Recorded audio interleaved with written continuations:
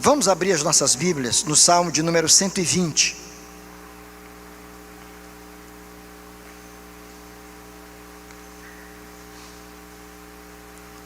Salmo 120.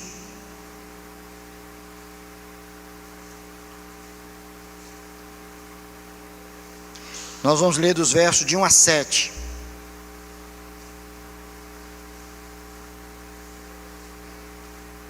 Quem não trouxe sua Bíblia,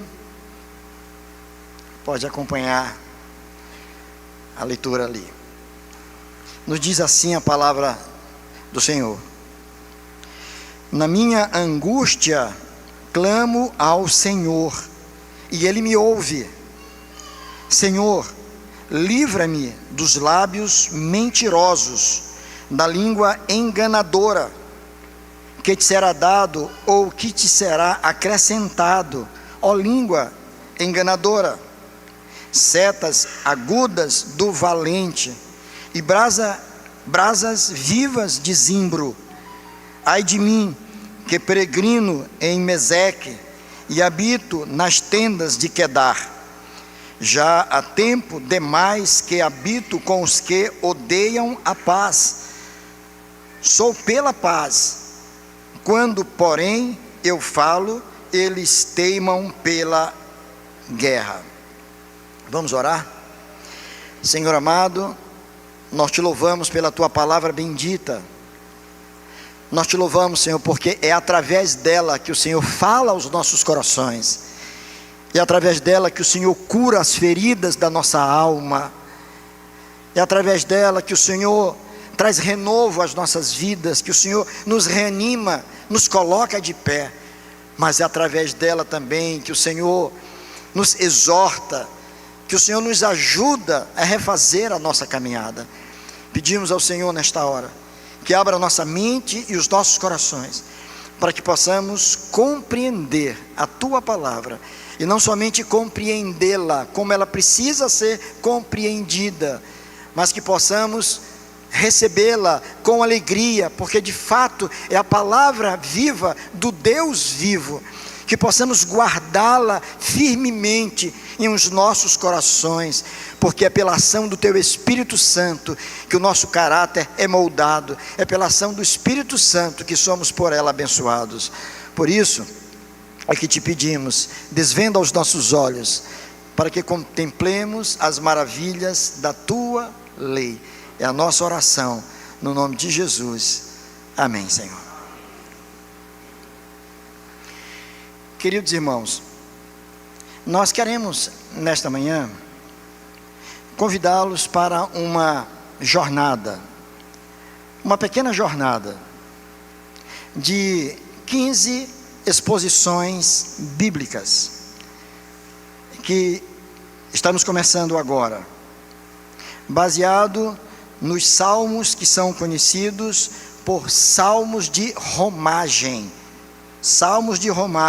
ou salmos dos degraus, ou também conhecido com o nome de salmo dos peregrinos, daqueles que peregrinam. É um conjunto de cânticos que estão no cânon sagrado, mais especificamente fazem parte dos salmos.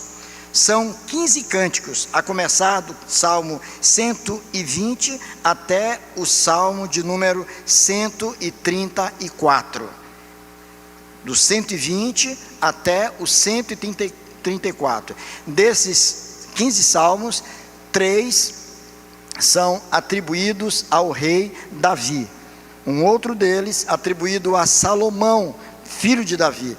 Os demais não se tem a certeza absoluta quem foi o seu escritor. Muitos estudiosos atribuem muitos destes salmos ao salmista Davi, ao rei Davi, não só por conta da forma com que ele escreve, mas também pelo que está por trás do salmo, pelas experiências vividas que são descritas ali no salmo, não de forma clara, mas de forma poética.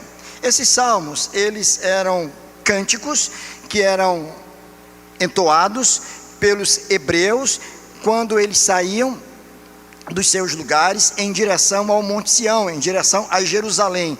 E eles iam ali para as festas, as principais festas judaicas. O Pentecostes, por exemplo, a Páscoa e o Tabernáculos, as 3 festas mais importantes dos judeus. Então esse povo de Deus, povo que tinha sido alcançado pela aliança, era um povo que se dirigia ao local de culto, ao templo, e ali eles iam prestar os seus sacrifícios, ali eles iam para o encontro com o Senhor. Agora vocês imaginem o que é aquele cortejo, vocês imaginam o que é aquela multidão de pessoas caminhando, subindo na direção de Jerusalém, passo a passo, como se fossem degraus a degraus, subindo e cantando. E na medida em que cantavam, exaltavam o nome do Senhor. Na medida em que cantavam, reconheciam os grandes feitos do Senhor. Na medida em que cantavam, clamavam a Deus para que a bênção de Deus permanecesse com eles.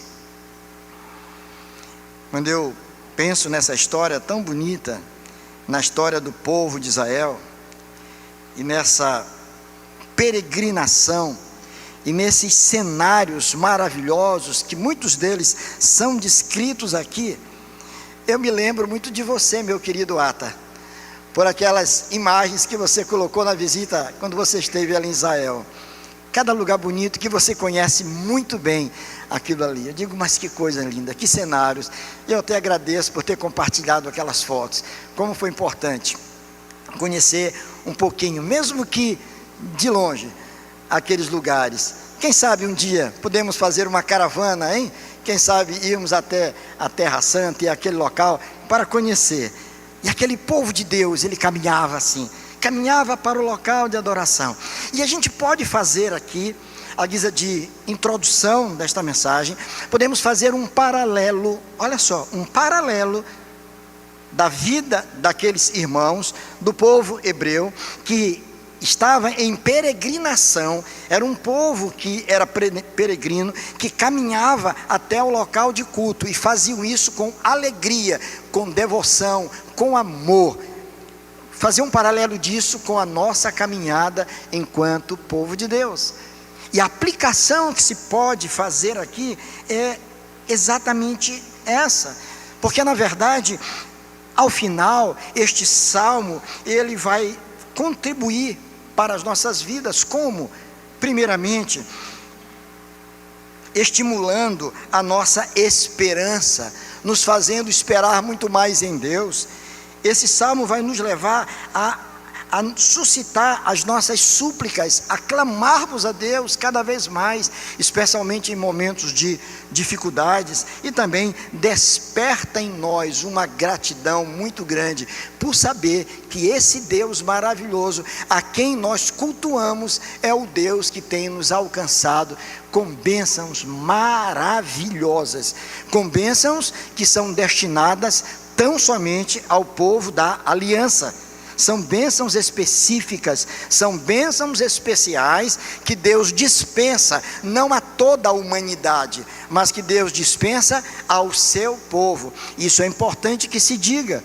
Esse Deus é tão maravilhoso que Ele tem abençoado até aquelas pessoas que não o conhecem, aquelas pessoas que não o servem. Por exemplo, a chuva, quando cai, ela rega a horta, não só do homem piedoso, mas ela vai regar a horta daquele que não crê em Deus, daquele que não se submete à palavra de Deus. O sol que aquece a terra, ilumina a terra, é um sol que nasce para justos e ímpios. É a graça comum, é Deus abençoando a humanidade. Mas tem umas bênçãos que são específicas. Estas bênçãos, elas são destinadas somente àqueles que pertencem ao Senhor. Você quer entender melhor isso?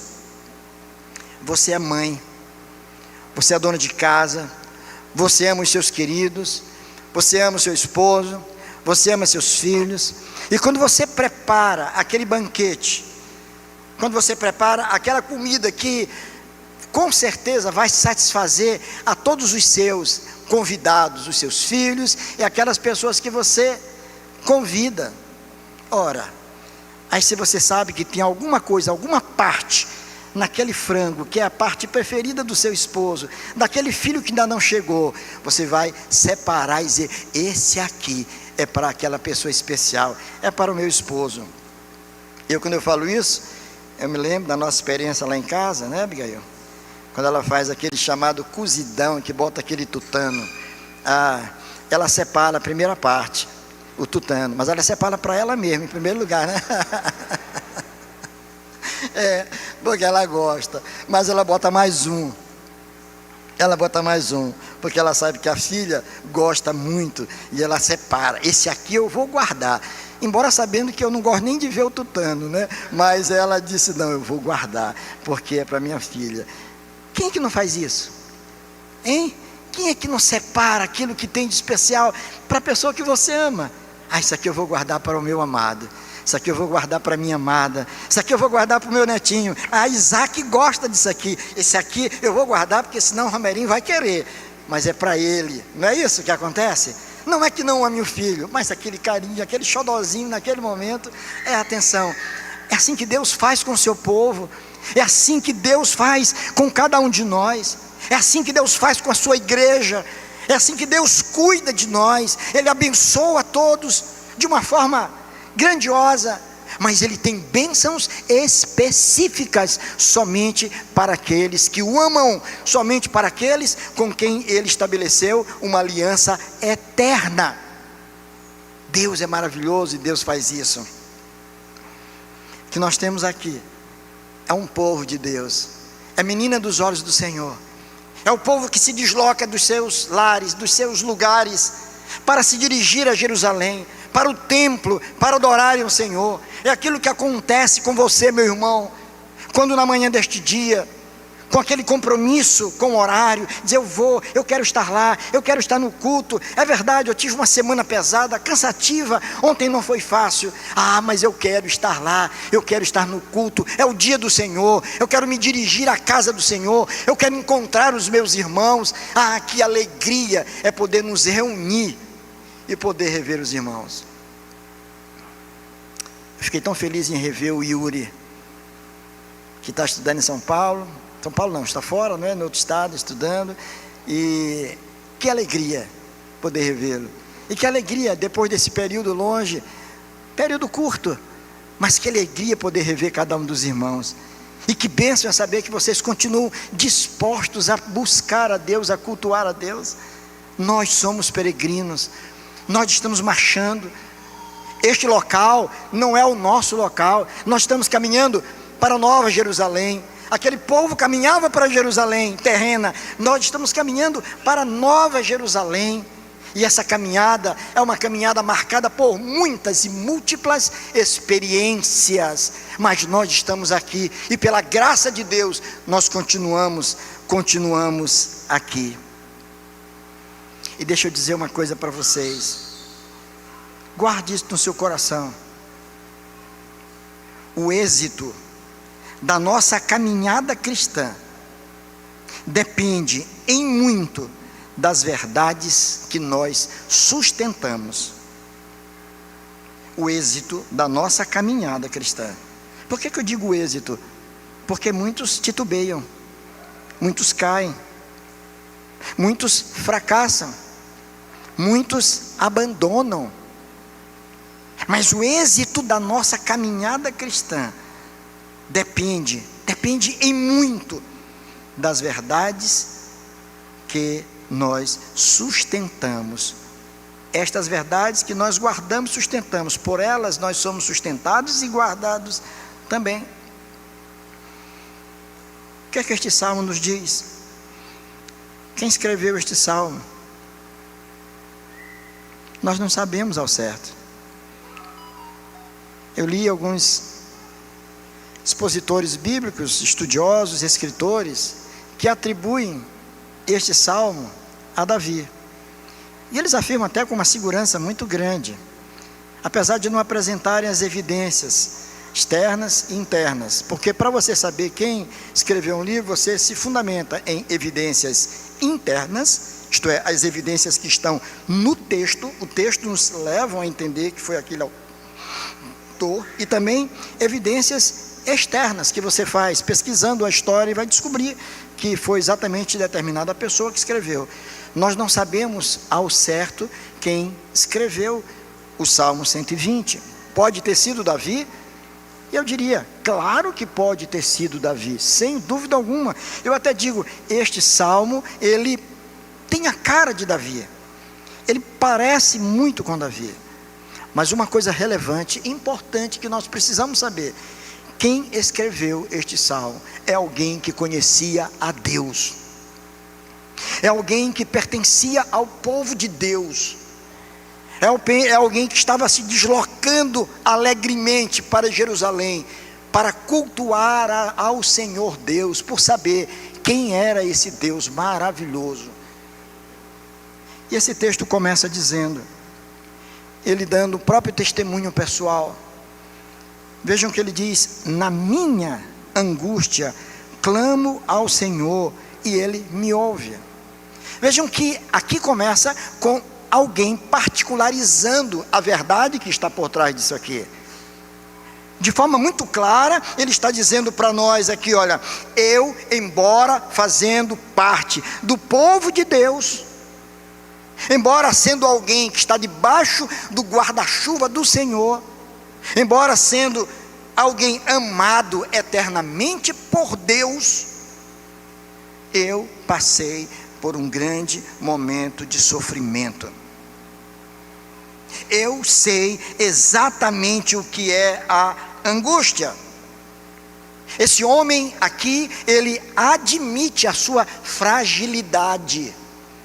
Ele admite que ele era pequeno.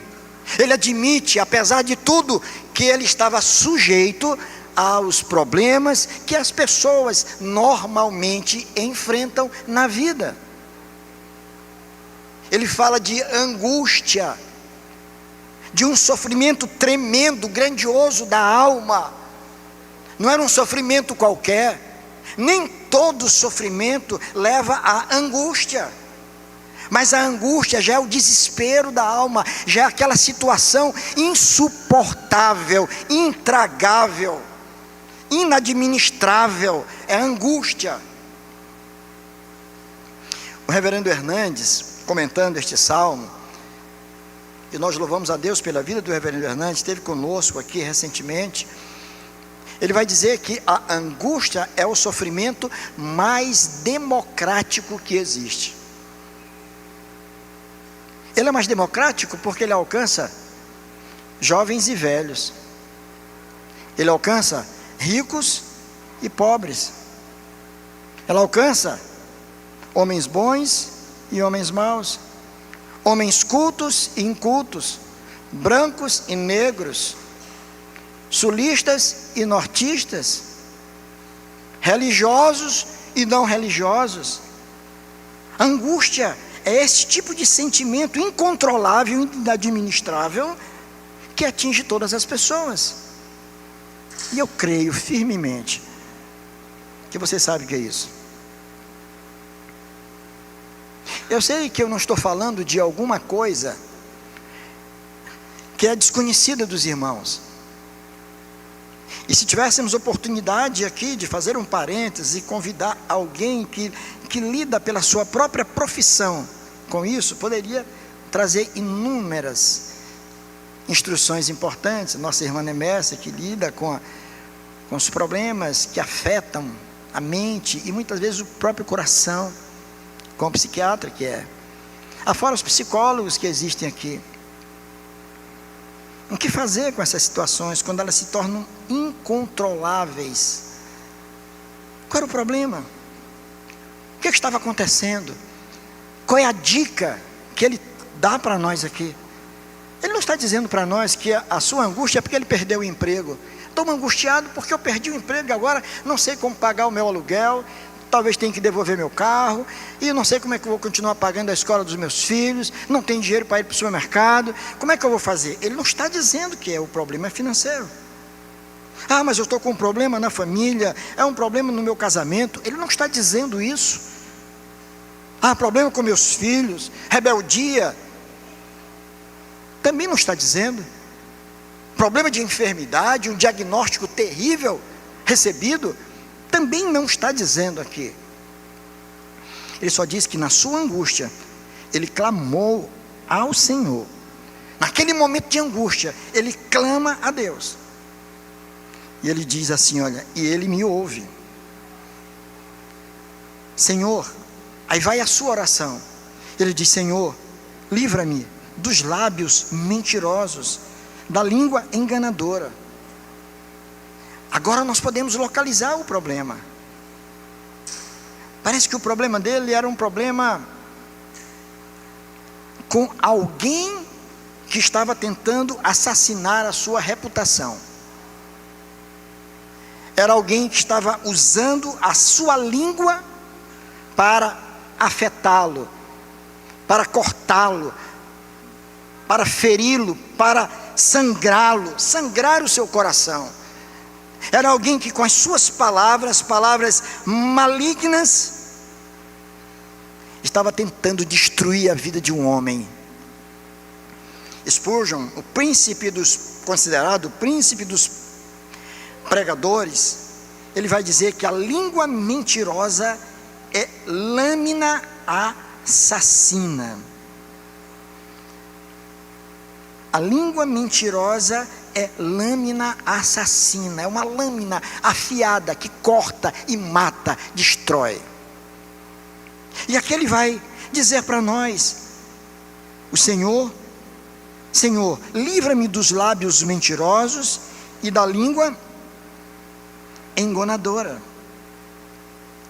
Duas situações perigosas que são colocadas por ele aqui. Duas pessoas que usam do mesmo expediente para prejudicar o outro. Dois perigos que qualquer pessoa sofre. É quando alguém se levanta contra você, o acusando daquilo que você não fez. Isso é terrível. Isso machuca, isso maltrata. Isso rouba a sua paz, a sua alegria. Esse é um inimigo declarado. Inimigo declarado que tenta te destruir, tenta te aniquilar. Mas tem outro perigo aqui.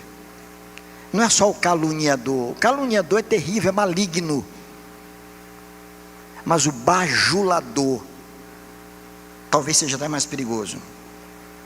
Porque o bajulador se aproxima de outra pessoa, elogia-o pela frente, sorri para ele, o abraça com aquele tipo de abraço que é chamado de... Vocês já ouviram falar em abraço de urso? Já ouviram falar? As unhas enormes. É o bajulador. É aquele que tem por objetivo de tirar vantagem dos elogios que estão fazendo, quando na verdade pensa completamente diferente. O bajulador é aquele que te abraça pela frente e fala de você quando você não está perto. O bajulador faz você se sentir a pessoa mais importante, mas assim que você vira as costas, ele mostra de fato o que ele pensa a teu respeito.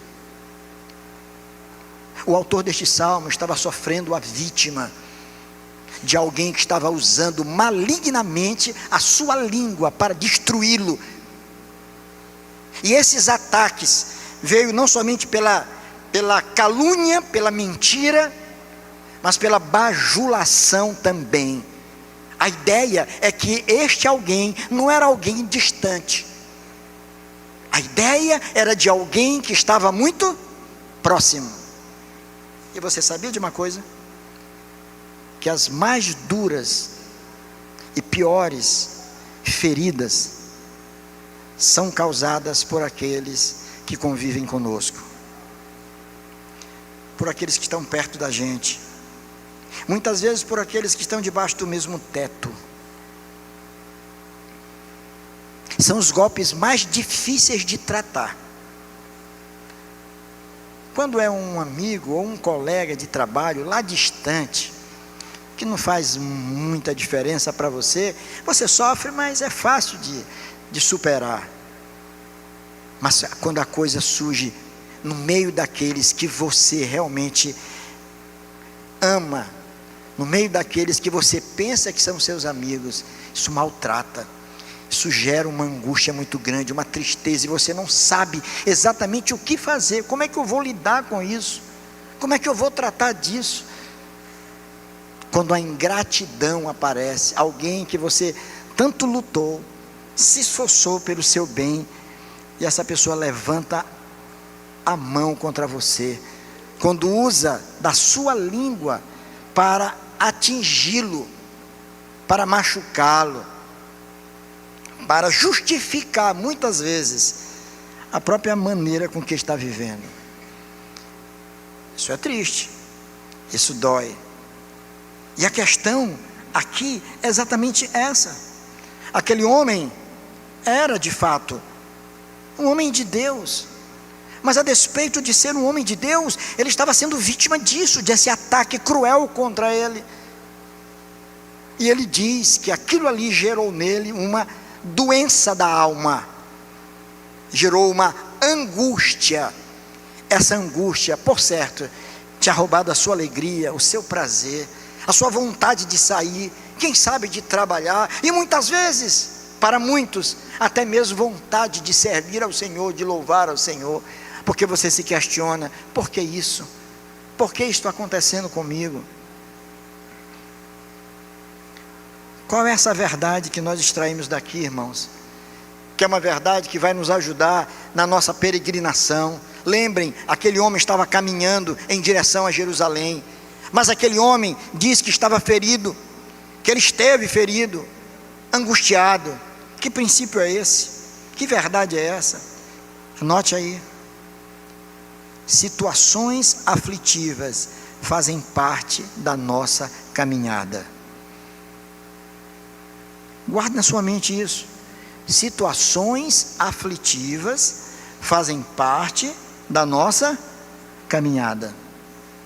Não busque a igreja pensando que, fazendo parte da igreja, entregando a sua vida a Jesus, sendo um membro de uma igreja, participando dos cultos, você vai receber uma redoma, que você vai ser blindado, que você não vai saber mais o que é problema, o que é tristeza, que você não vai ser mais ferido, que você não vai saber mais o que é angústia e o que é sofrimento. Pensar assim, elaborar em erro gravíssimo. Muitos abandonaram a fé, porque não souberam lidar com essa verdade. Pensaram o seguinte: eu sou cristão, tenho buscado a Deus, tenho sido fiel ao Senhor, tenho buscado uma vida de dedicação ao serviço e à obra de Deus. Por que eu tenho passado por isso? Por que eu estou enfrentando esse problema? Eu acho que não me ensinaram corretamente, não. Eu vejo aqui ao meu lado os meus vizinhos. Domingo eu estou indo para a igreja, ele está indo para uma roda de samba, outro está indo para a praia com a sua família, outro está fazendo bobagem, outro está indo para uns pagodes da vida, enchendo a cara. E eu estou aqui me poupando de tudo isso, buscando uma vida santa. Eles estão bem. Aquele lá trocou o carro, o outro fez uma reforma na casa, aquele outro filho passou em primeiro lugar no vestibular. Olha só como as coisas estão acontecendo, ele está saudável. E por que na minha casa as coisas não estão acontecendo assim? Tem alguma coisa errada. Aquele homem fazia parte do povo de Deus, mas a despeito disso, ele enfrentou dificuldades. Ele sentiu o gosto amargo da angústia. Por isso, deixa eu te dizer uma coisa, meu irmão, minha irmã. Se você está passando por algum problema dessa natureza, se você está enfrentando alguma situação aflitiva, se você está vivendo aquilo que o autor bíblico estava vivendo, que era um momento de angústia, deixa eu te dizer uma coisa: você não está sozinho nisso. Muito mais do que nós juntos, o nosso Redentor sofreu. E se você fizer uma pesquisa nas Escrituras, você vai descobrir que todos os homens de Deus e mulheres de Deus sofreram. O teu sofrimento não é porque Deus não te ama, não é porque Deus esqueceu de você, não é porque você é pecador, porque você cometeu aquele deslize. É isso que o diabo quer que você entenda, está vendo? Isso aí é porque você não presta, é porque você é pecador. Todos nós somos, todos nós o somos. É bem verdade que precisamos estar fazendo sempre um exame das nossas vidas, porque muitos dos nossos sofrimentos são consequências de mais escolhas que fazemos na vida, mas nem sempre, irmãos. Tem situações que chegam a nós, que fogem ao nosso controle. Você vasculha o seu coração e a sua mente, e você diz, bem, não é isso, não pode ser aquilo, o que está acontecendo? E você não compreende, como Jó não compreendeu o que estava acontecendo com ele, como Paulo, que por 3 vezes ora ao Senhor, pedindo a Deus que tirasse dele aquele espinho na carne, e o Senhor vai dizer, a minha graça te basta. E aquilo era uma medida protetiva da parte de Deus, para que ele não se ensoberbecesse, porque em se soberbecendo, ele cairia, sairia, se afastaria. Eu quero mantê-lo perto de mim. Todos nós passamos por lutas, irmãos, e o teu sofrimento é um sofrimento humano. O nosso sofrimento é sofrimento humano, todos nós sofremos, desde o nosso nascimento. A vida não é fácil, é difícil, e nós não podemos enganar a ninguém, dizendo, venha a Cristo, consagre a sua vida a Deus, e tudo vai transcorrer numa verdadeira paz na tua vida. Não é assim. Problemas você vai enfrentar, sim, e às vezes até mais do que se não tivesse assumido um compromisso com Deus, porque por conta da sua fé, muitos irmãos nossos, ainda hoje, nos nossos dias, estão perdendo as suas vidas, estão sendo martirizados, mortos, caluniados, por causa da sua fé. Esse é o primeiro princípio. Que princípio é este? Situações aflitivas fazem parte da nossa caminhada, lembra disso. Situações aflitivas, sofrimentos e angústias fazem parte da nossa caminhada. O segundo princípio,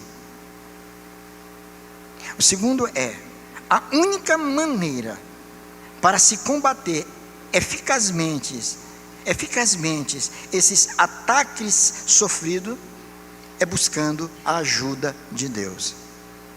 Vejam bem, a melhor, ou a única, melhor não, perdão, é a única maneira de poder verdadeiramente combater de forma eficaz esses ataques que nós sofremos é buscando a ajuda de Deus. Olhe para o texto de novo. Olha o que ele diz. Na minha angústia, faço o quê? O que ele faz? Clama ao Senhor. Gente, é tão simples a gente ler muitas vezes e não para pensar o que está aqui. Alguém que diz, eu estou sofrendo, eu não sei o que fazer, eu não tenho saída, mas uma coisa eu sei, eu tenho um Deus que ouve as minhas orações. Eu vou buscar esse Senhor, eu vou clamar ao Senhor. Ele usa a expressão clamar, e clamar não é simplesmente orar. O clamor é um grito da alma. O clamor é uma oração que envolve as nossas entranhas. É alguma coisa que vem rasgando lá de dentro, é aquele grito de socorro, eu não aguento mais, Senhor. É o clamor. Não é aquela oração que a gente faz muitas vezes até de forma atabalhoada. A gente ora muitas vezes assim, até por questões graves. Ó Deus, tem misericórdia, abençoa, Senhor, fulano, tá, em nome de Jesus, amém. Mas aqui é o clamor de uma mãe que vê seu filho agonizando num leito de um hospital e não sabe o que fazer. Eu me recordo ainda, e já faz algum tempo isso, pelo menos 3 décadas. Quando eu estava em casa à noite, fui chamado para uma família cuja filha, adolescente, pré-adolescente, estava desenganada, agonizando no leito de um hospital. E aí disseram: pastor, eu não sabia, não era nem membro da igreja, eram pessoas ligadas à minha família. Ele disse: olha, recursos médicos não falta, porque o tio era médico, é médico ainda, vários médicos na família. Disse: olha, queremos que o senhor venha orar, vem aqui.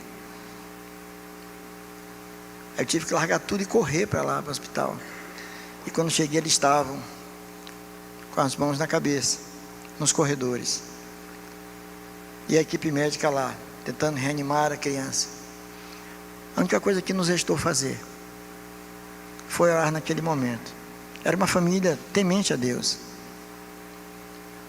E ali naquele corredor de hospital, nós nos ajoelhamos para orar. E eles soluçavam e choravam. A situação era difícil. Aprove a Deus levar a criança, como de fato fez. Mas orávamos por aquela criança, por acreditar que Deus poderia trazê-la à vida de volta.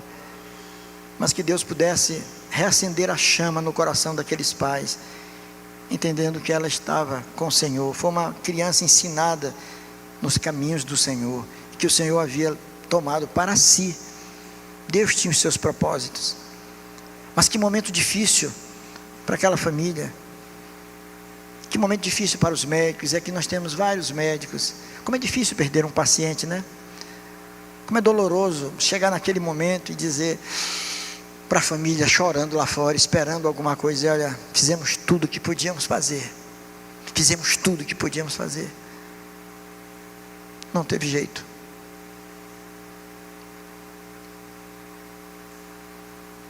Aquele homem clamou ao Senhor. Aquele homem pediu a Deus. Ele apresentou não uma simples oração, mas ele fez de Deus ali o seu maior recurso. O maior recurso era o Senhor. Na minha angústia, eu clamo ao Senhor.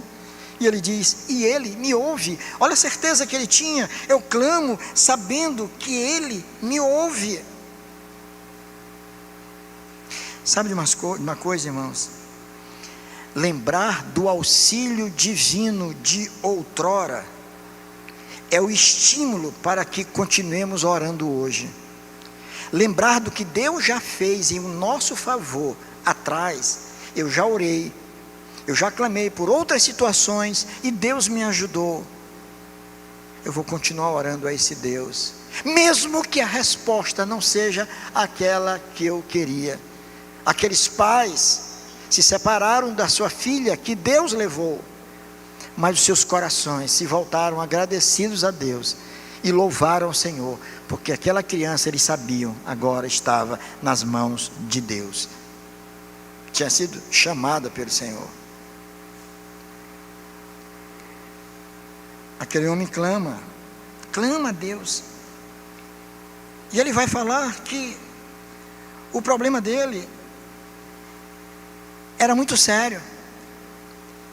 E naquilo que ele ora, mostrando que ele conhecia a Deus, que ele sabia que Deus era um Deus gracioso, porque ouve, porque age, porque livra aqueles que o buscam de todo o mal. E quando nós oramos, oramos por saber que Deus é aquele que faz muito além do que aquilo que pedimos ou até mesmo pensamos.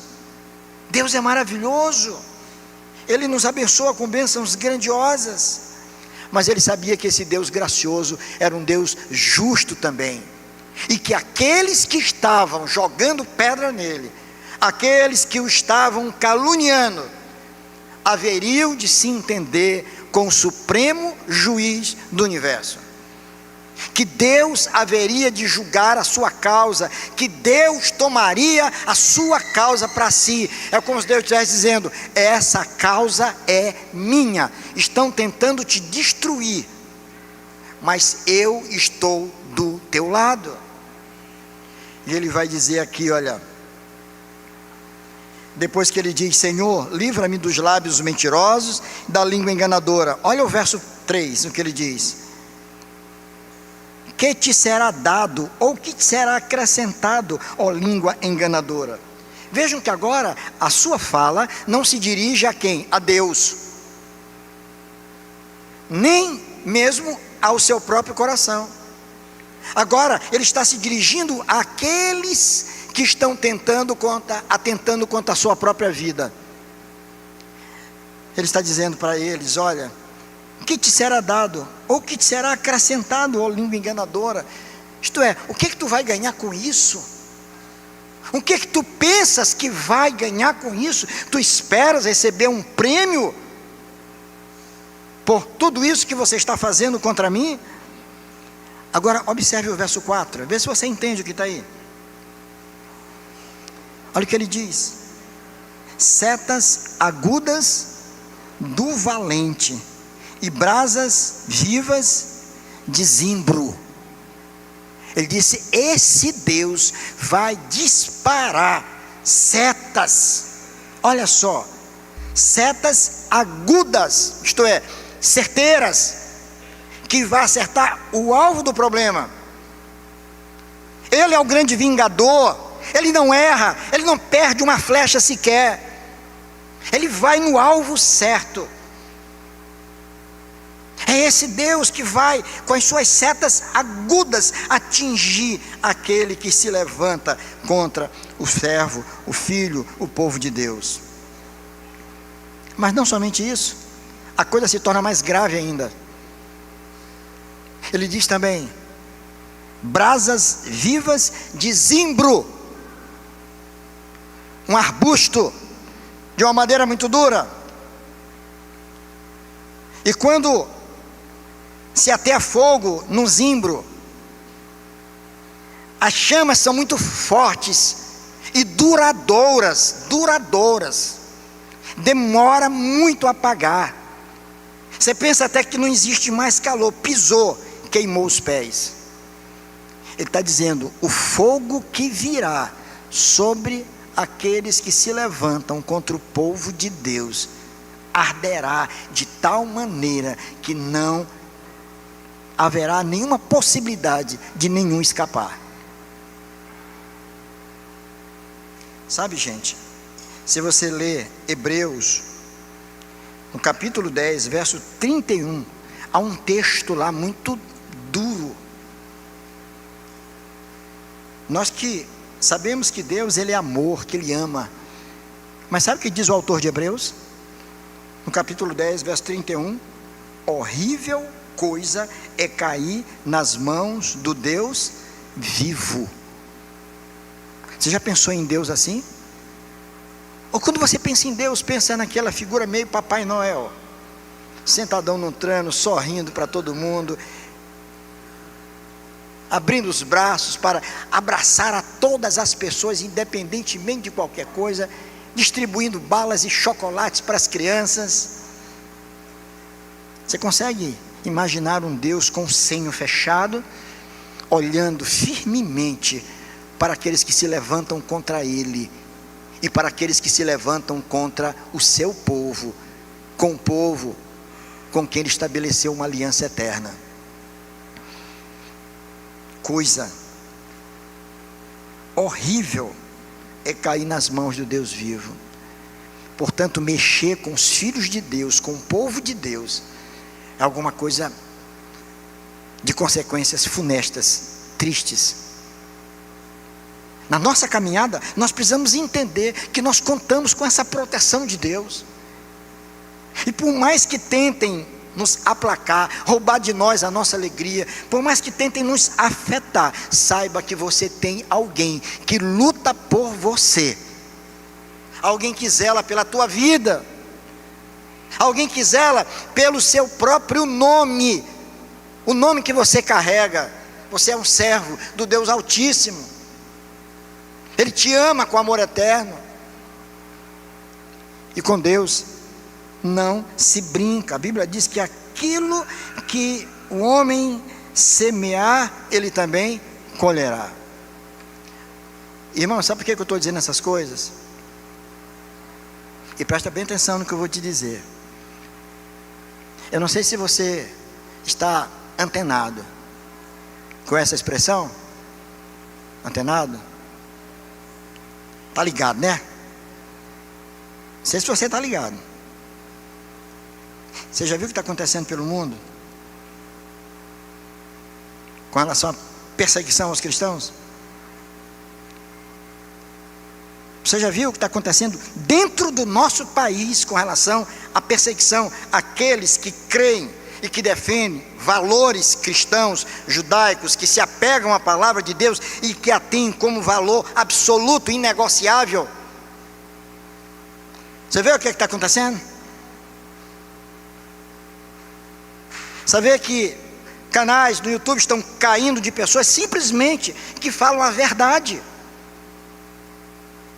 Afirmar que homem é homem, mulher é mulher, e acabou, e Deus fez assim, isso é um problema sério. Os ataques estão se levantando. Agora, irmão, preste atenção no que eu vou te dizer ainda mais. O pior de tudo, que essas perseguições, elas nascem não lá fora. Elas começam dentro das próprias igrejas, no meio do povo de Deus. Com gente que começa a fazer concessões e mostrando o seguinte: olha, quem pensa diferente está totalmente errado. Esse povo aí é um povo conservador, fundamentalista, está tudo errado, misógino, não sei o quê. A verdade é essa aqui: nós temos que escancarar as portas e aceitar tudo. É proibido proibir aqui. Vivemos de qualquer jeito e está tudo certo. Deus é amor, isso que importa. As verdades bíblicas, elas vão sendo alteradas devagarzinho, arranca uma, arranca outra, vai mudando. Aí você olha para trás e diz: em que os nossos pais acreditavam? O que diz as escrituras acerca desses assuntos? Os documentos oficiais da reforma protestante, a confissão de fé de Westminster, os catecismos, o que afirmam? Inovações vão surgindo, e a gente vai tropeçando e caindo e vai cedendo. Cede numa coisa aqui, cede noutra coisa ali, e você diz: não, os tempos são outros. Os tempos são outros, pastor, está tudo diferente, e nós temos que entender o nosso momento, e por isso que nós temos que nos aliar às pessoas que pensam assim. São pessoas que estão tentando ler as escrituras a partir das lentes da cultura, quando é o contrário. A gente tem que ler a cultura a partir das lentes das escrituras. Vocês estão percebendo as mudanças no mundo? Irmãos, comecem a olhar para isso. É hora de nós buscarmos mesmo a Deus, irmãos, nos firmarmos cada vez mais no Senhor. A nossa caminhada, ela será exitosa não somente quando nós, verdadeiramente, entendermos que situações aflitivas fazem parte da caminhada, mas quando compreendermos que a única maneira para se combater eficazmente os ataques sofridos é buscando a ajuda de Deus, é se apegando à palavra de Deus cada vez com mais firmeza. Mas por fim, existe um terceiro e último princípio aqui, quando ele diz assim, no verso 5: ai de mim, que peregrino em Meseque, e habito nas tendas de Quedar. Já há tempo demais que habito com os que odeiam a paz. Sou pela paz. Quando, porém, eu falo, eles teimam pela guerra. Sabe qual é o terceiro princípio aí? Nós, irmãos, precisamos manter o foco muito vivo diante de nós e permanecer firmes no caminho certo. Precisamos manter foco no caminho. Aquele povo estava caminhando para Jerusalém. Eles poderiam se desviar da rota por conta de circunstâncias adversas que nós vamos ver nos outros salmos, que nós vamos depois compartilhar com os irmãos aqui. Mas aqui agora ele está dizendo: é preciso manter o foco. Olha o que ele diz agora, ele dá um testemunho pessoal. Observe esse testemunho que ele dá aí. Ele diz: ai de mim, que peregrino em Meseque e habito nas tendas de Quedar. Meseque e Quedar são tribos nômades que não tinham compromisso nenhum com Deus eterno e que estavam a leste da Palestina, em locais bem distantes.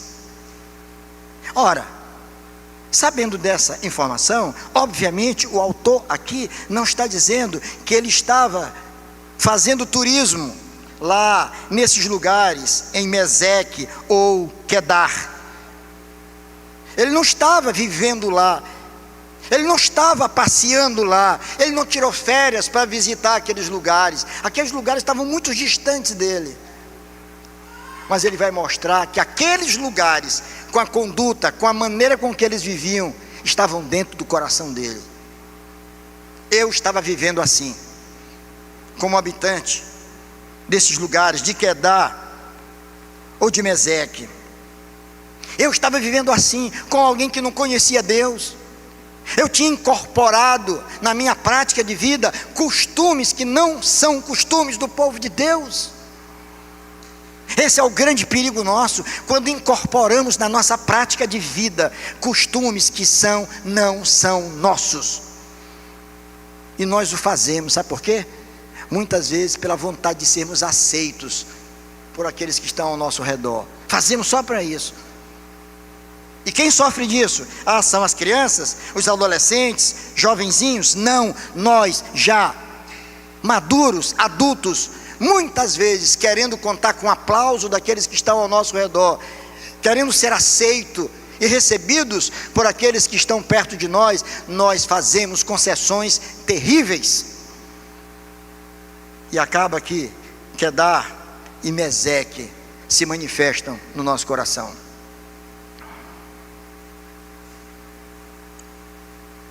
Verso 6, olha o que ele diz no verso 6: já há tempo demais que habito com os que odeiam a paz. Olha o que ele vai dizer, irmãos, que testemunho. Já há tempo demais que habito com os que odeiam a paz. Quer dizer, eu estou vivendo no meio de pessoas que odeiam a paz. Eu já estive assim, mas agora eu entendo que eu não pertenço a esse povo. Embora eu esteja reproduzindo valores de uma cultura diferente, mas o meu povo é um povo diferente. Mas aqui mesmo no meio do meu povo, eu estou habitando com gente que odeia a paz.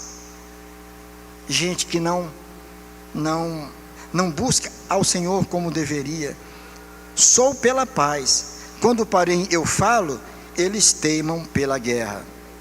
Corremos o risco de estar vivendo com irmãos queridos, com pessoas que se dizem cristãs, mas que na verdade não são pela paz, não são pelos valores do reino, mas que estão vivendo uma outra realidade. Sabe o que é isso, irmãos? Precisamos ter foco. Você precisa saber primeiramente qual a sua identidade, quem você é. Meu irmão, se você é um filho de Deus, se você é alguém que foi alcançado pela graça de Deus, se você é habitado pelo Espírito Santo de Deus, se você está lutando para manter uma vida piedosa, uma vida santa, deixa eu te dizer uma coisa: corra da aparência do mal.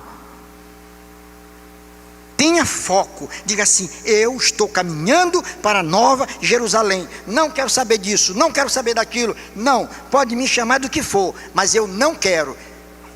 Estou caminhando nessa direção, não posso perder tempo, não estou num parque de diversão, eu estou numa corrida segura que me leva à presença do meu Senhor.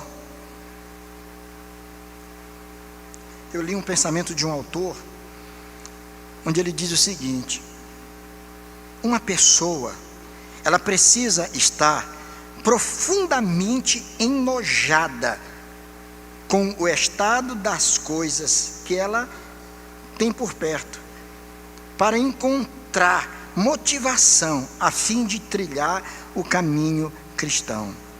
Você entendeu isso? Quer dizer, você tem que se enojar. Quando você olha para o mundo com as coisas que o mundo está oferecendo, com a cultura, com a arte, com a música porca. Você diz, eu tenho nojo disso, nojo, sabe? Causa náuseas, eu não quero isso, eu não vou curtir isso, só porque todo mundo está curtindo, eu estou fora disso. Isso vai te motivar a querer algo muito melhor, alguma coisa que agrada a Deus. Você não vai perder tempo com aquilo que compromete a tua santidade ou o teu testemunho, mas você vai se dedicar à busca daquilo que agrada ao Senhor e daquilo que te torna cada vez melhor aos olhos de Deus. Por uma razão: nós não pertencemos a este mundo, irmãos. Nós estamos caminhando em direção à Nova Jerusalém, e nós temos que caminhar em alegria, em fidelidade ao nosso Deus, olhando firmemente, diz o texto bíblico, para o autor e consumador da nossa fé. O apóstolo Pedro, escrevendo na sua primeira carta, ele escreve aos forasteiros, ele nos chama de forasteiros. Um forasteiro é aquele que não pertence àquela terra. Nós não pertencemos a isto aqui. Cuidado, irmãos, cuidado. Mais uma vez eu digo amorosamente aos irmãos, a todos, não só crianças e adolescentes, mas você, meu irmão, que é adulto, muito cuidado com os caminhos que você escolhe. Veja onde está o teu coração, vejam, os teus olhos estão fitos em quê? Quem são as pessoas que te influenciam? Quais são as vozes que você quer ouvir, que você tem ouvido? Pare um pouco, reflita um pouco, saiba quem você é, para onde você está indo e quem é que te aguarda ao final. Que Deus nos abençoe, que Deus nos dê consciência, a consciência de que é verdade que estamos neste mundo, e neste mundo nós sofremos, passamos por dificuldades, mas que temos um Deus a quem clamar, e para tanto precisamos estar com os nossos olhos voltados para aquilo que nos espera, para aquilo que Deus tem reservado para todos aqueles que o amam. Que Deus, em Cristo Jesus, a todos abençoe. Amém.